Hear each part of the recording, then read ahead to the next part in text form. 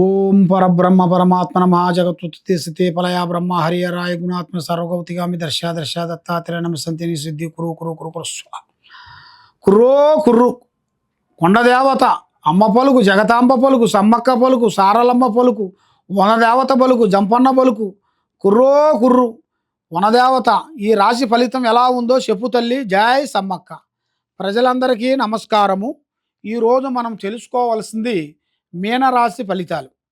ఈ మీనరాశి వాళ్ళకి పూర్వాభద్ర నక్షత్రము 4వ పాదము, ఉత్తరాభాద్ర నక్షత్రము 1, 2, 3, 4 పాదములు, రేవతి నక్షత్రము 1, 2, 3, 4 పాదములు ఈ కలిస్తేనే మీనరాశి ఫలితాలు.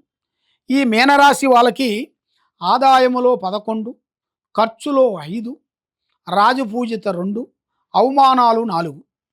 మరి ఈ రాశి వాళ్ళకి కుజుడు, గురువు, శని, రావు, కేతువులు కనబడుతున్నాయి. కాబట్టి మీరు ఏ కార్యక్రమం చేయాలనుకుంటున్నారో, ఏ పనికి వెళ్ళాలనుకుంటున్నారో మీరు పెద్దవాళ్ళు ఆశీర్వాదము మీకు చాలా ఇంపార్టెంట్.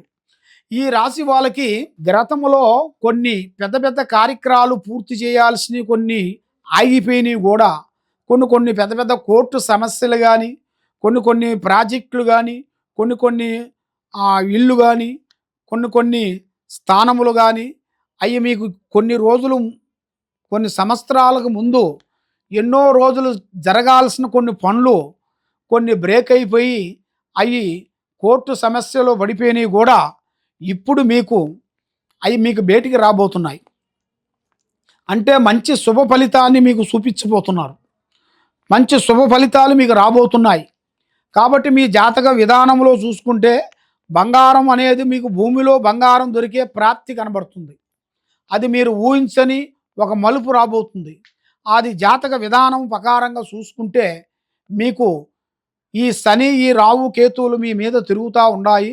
కాబట్టి మీరు ఎన్ని పూజలు చేయించినా, ఏ గుడికి వెళ్ళినా, ఏ ప్రార్థన చేసినా, ఎక్కడికి పోయినా మీకు ఒకటి కాకపోతే ఒకటి సమస్య మీకు వచ్చి పడిపోతుంటుంది. అది ఎందువల్ల అంటే మీ మీద ఉండాల్సిన గ్రహశక్తుల ప్రభావం వల్ల ఇలా జరుగుతుంటుంది. ఈ గ్రహశక్తి ప్రభావం వల్ల మీకు దాన్ని అరికట్టాలి.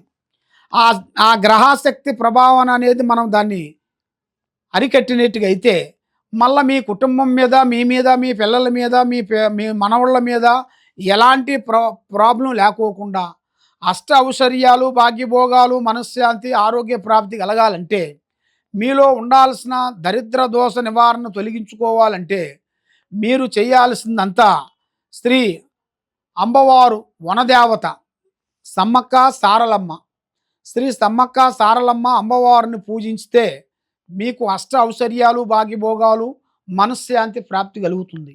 ఆ అమ్మవారు బుధవారము మీరు పూజించాల్సింది. బుధవారం రోజున మాఘశుద్ధ పౌర్ణమి రోజు మా గురువు గారు అక్కడ మాకు మేడారంలో అమ్మవారు కుంకుమ బరును తెచ్చి మేడారంలో పెడతాం.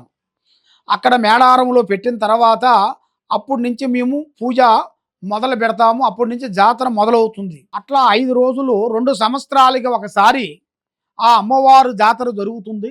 కాబట్టి మీరు అమ్మవారిని మనస్ఫూర్తిగా మనసులో అనుకొని ముడుపు కట్టాలి. ముడుపు అంటే పసుపు గుడ్డ కానీ, తెల్ల గుడ్డ కానీ, పసుపు కుంకుమ రాసి మీ చేతుకుంట 3 దోశళ్ళు బియ్యము దాంట్లో పోసేసి, దాంట్లో 101 రూపాయి పెట్టేసి, ఒకటి పసుపుతోని ఒకటి ఎరుపుతో ఒకటి, పసుపు గుడ్డతో ఒకటి, ఎరుపు గుడ్డతో ఒకటి, రెండింటిని మీరు 2 ముడుపులు కట్టుకోవాలి. ఆ 2 ముడుపులు మీరు మీ మనసులో ఏమేమి అనుకుంటున్నారో, ఉద్యోగం గురించి, వ్యాపారం గురించి, కళ్యాణం గురించి, లవ్ గురించి, చేసే వ్యాపారం గురించి, సంతానం గురించి మీరు ఏదే అనుకుంటున్నారో అది మీరు మనస్ఫూర్తిగా అనుకొని ఆ అమ్మవారికి 3 దోశళ్ళు బియ్యము మూట కట్టి అది మీ ఇంట్లో భద్రంగా పెట్టేసి మనస్ఫూర్తిగా దండం పెట్టుకోవాలి. మీకు ఆ అమ్మవారు మీకు ఏ రూపంలో ఒక రూపంలో మీకు తప్పకుండా మీకు చూపించిన వెడల ఆ 2 ముడుపులు తీసుకొని మీరు మేడారం వెళ్ళి అక్కడ అమ్మవారి గద్దెల మీద, ఆ మేడారం సమ్మక్క సారక్క గద్దెల మీద ఆ 2 ముడుపులు మీరు ఇప్పేసి మీ చేతుకుంటా ఆ బియ్యాన్ని తీసుకొని అమ్మవారికి పోయాలి. అప్పుడు మీరు అనుకున్న కోరిక నెరవేరుతుంది. మీరు చెప్పిన మాట అక్కడ నెరవేరుతుంది. అమ్మకి ఇచ్చినట్టుగా ఉంటారు. తర్వాత మీకు అమ్మవారు మంచి చూపిస్తుంది. మీకు ఎలాంటి కష్టాలు గానీ, ఎలాంటి ఇబ్బందులు గానీ, ఎంతో బాధపడుతున్న వాళ్ళు, తర్వాత ఆరోగ్యం బాగోలేని వాళ్ళు, కొన్ని ఆరోగ్యంలో శక్తి పట్టిన వాళ్ళు, మైండ్ బ్లాక్ అయిన వాళ్ళు, మానసికంగమైన బాధపడేవాళ్ళు, మానసికంతో బాధపడుతూ ఏ పనికి పోలేని వాళ్ళు, ఎక్కడెక్కడో ఎన్నెన్నో పూజలు, ఎన్నెన్నో గుళ్ళు తిరిగి, ఎక్కడెక్కడో హాస్పిటల్ చూపించుకొని ఏమి కాని వాళ్ళు గూడా మీరు తప్పకుండా ఈ రెమెడీ ఒకసారి మీరు చేస్తే తప్పకుండా మీకు శుభ ఫలితాలు తప్పకుండా 100% కరెక్ట్‌గా వస్తది. ఇది మా అమ్మవారు సమ్మక్క సారక్క తల్లి ఆన. కాబట్టి ఆ అమ్మవారు ఆశీర్వాదంతోని మీకు తప్పకుండా మంచి జరిగిద్దని మనస్ఫూర్తిగా కోరుకుంటూ సర్వే జనా సుఖినో భవంతు. ఓం నమః శివాయ.